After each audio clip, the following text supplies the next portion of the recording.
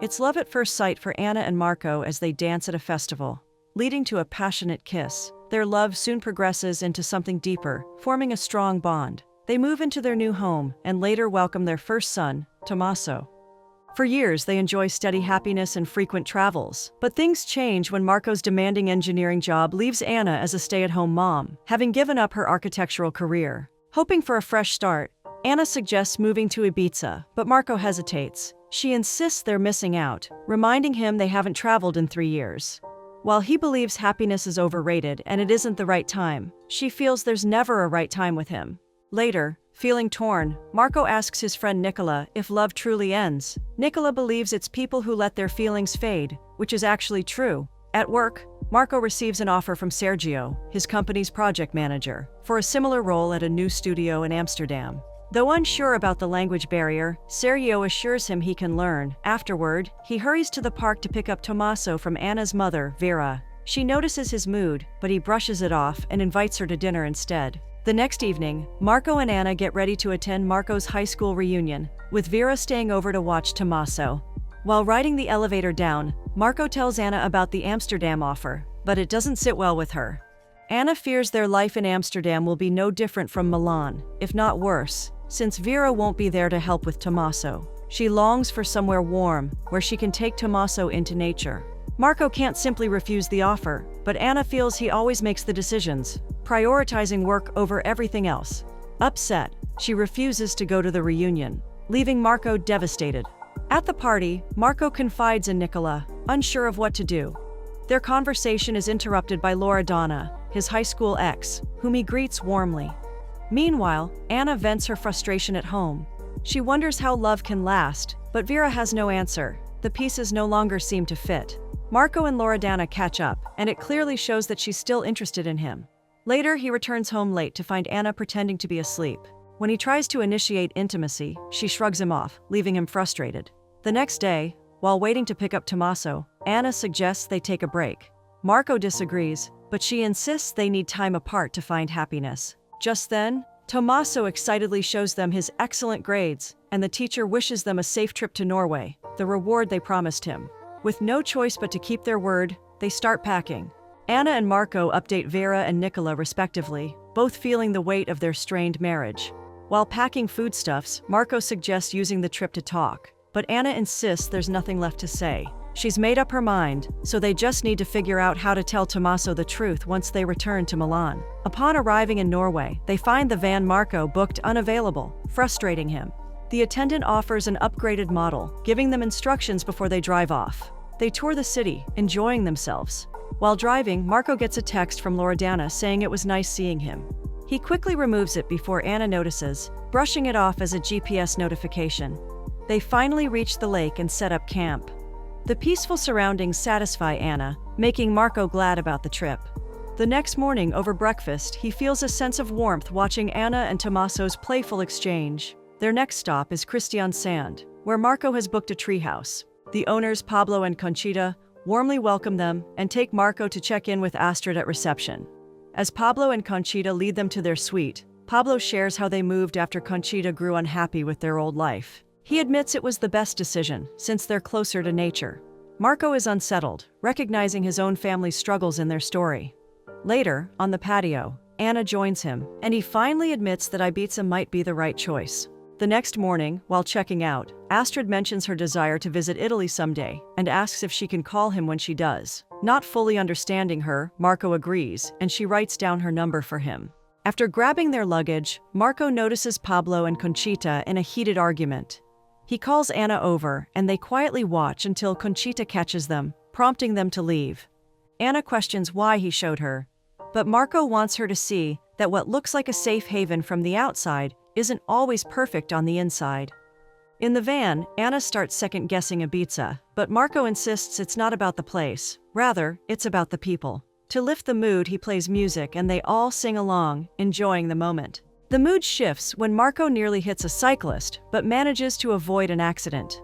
Later, when they stop in Stavanger to camp, they run into the same cyclist. It really is a small world. He introduces himself as Martin in French and invites them to a barbecue that evening. Anna, also fluent in French, accepts. During the gathering, Martin chats with Anna at the stand, leaving Marco feeling off since he doesn't understand the language. Martin suggests a cycling trip the next morning, and Anna agrees. The following day, he leads them to a lake and suggests they all take a dive. Marco and Tommaso decline, but Anna follows Martin. Things get really awkward when Martin strips completely, even shocking Tommaso. Anna joins him in the water in her underwear, making Marco deeply uncomfortable. Who wouldn't be? That night in the van, Marco admits it wasn't easy seeing her with Martin. Marco apologizes for not making Anna happy, and she leans in for a kiss. Passion quickly takes over, leading to an intense moment between them. The next morning, Anna wakes up feeling sick, likely from her swim with Martin. Marco is relieved he didn't jump in with Tommaso, but Anna insists he can't always shield their son. Marco, still haunted by losing his father, worries about Tommaso being too reckless. Anna argues he needs to let the boy live instead of instilling fear. Later, Marco heads out to buy chicken for soup, struggling to communicate with the seller in English. The challenges of being in a foreign country. That evening, Martin stops by to say goodbye and asks to speak with Anna. Marco tries to demonstrate that he has a fever and is fast asleep, since they don't really understand each other's language. They spend the day inside the van, with Marco texting Nicola to update him. By evening, he gets a message from Loredana, but chooses not to reply. Just then, Anna comes out, feeling much better. Later, Anna and Marco join the other campers, and Marco is handed a guitar. He plays a heartfelt song while Anna holds a baby, making him smile. As another camper starts singing, couples step up for a slow dance. Marco and Anna hold each other, and he admits it was rare, but nice, to see her with a baby. Marco suggests they try for another child, but Anna isn't on board. She feels he only makes certain decisions when he's happy. Needing space, she walks to the lake, and Marco follows, asking what's wrong. She finally reveals she had a miscarriage 3 years ago. Marco is shocked she never told him, but Anna feels there was no point. He was never there, just like when she gave birth to Tommaso. The next morning, they get lost and have a flat tire, causing them to miss the ship to Lofoten.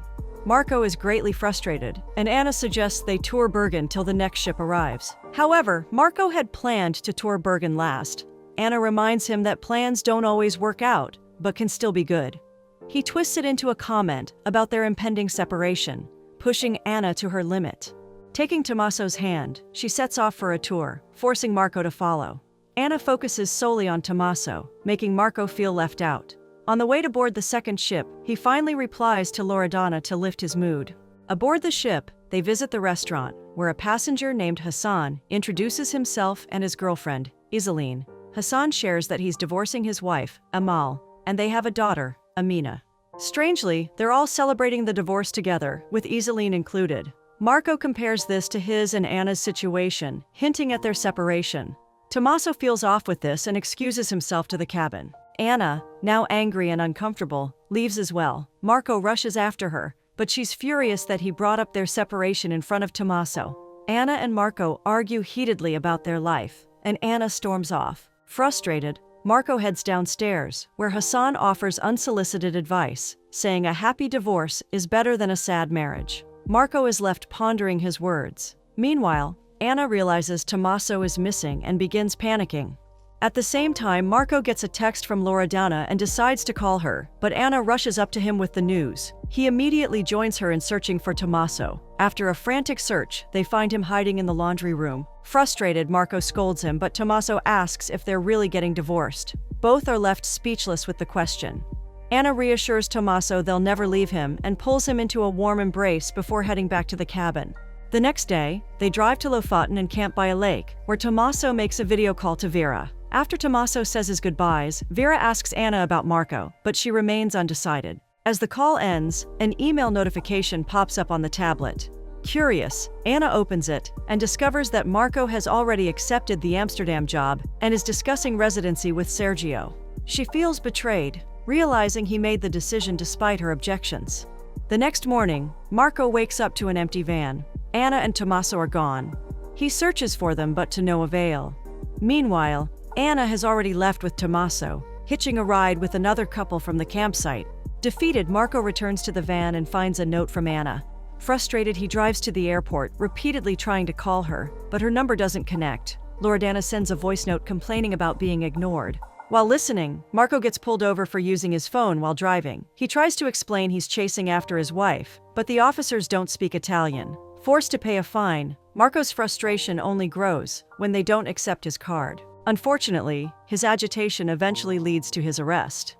Meanwhile, Anna and Tommaso explore the Viking village in Bergen, enjoying their time together. The next morning, Marco is released and calls Anna, but she declines, leaving him dejected.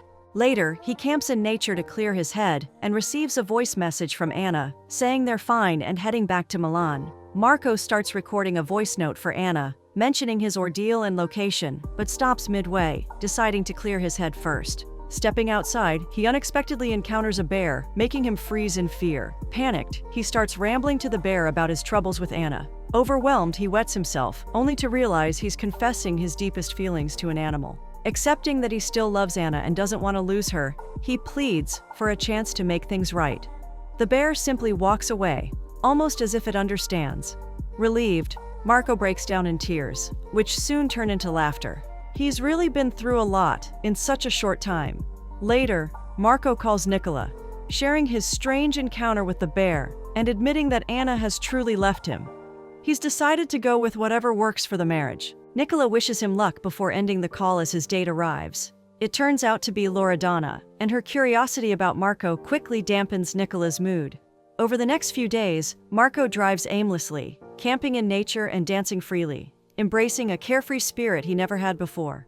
Meanwhile, in Milan, Anna receives a text from Martin, suggesting she take him for drinks since he's in town. Meanwhile, Marco embraces his newfound enthusiasm and takes a dive into the lake, something he never would have dared before.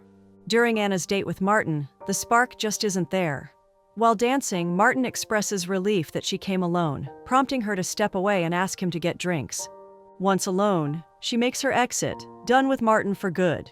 Marco drives back to the treehouse, where Conchita confides that moving away from the city was never Pablo's dream. Though they are at peace now, they have finally separated.